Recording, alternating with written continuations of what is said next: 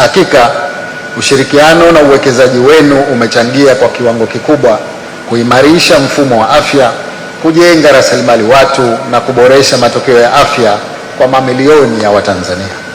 Mafanikio tunayoyaadhimisha leo ni matokeo ya juhudi za pamoja na imani yenu kwa taasisi ya Mkapa.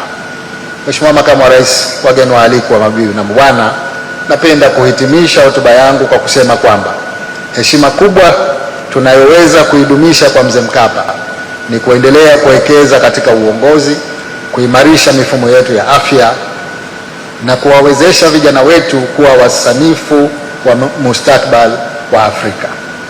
Ni vyema tuhuishe dhamira yetu ya kufanya kazi kwa pamoja ili kujenga Afrika yenye afya bora, ustawi mkubwa zaidi na uwezo mkubwa wa kustahimili changamoto za wakati wetu.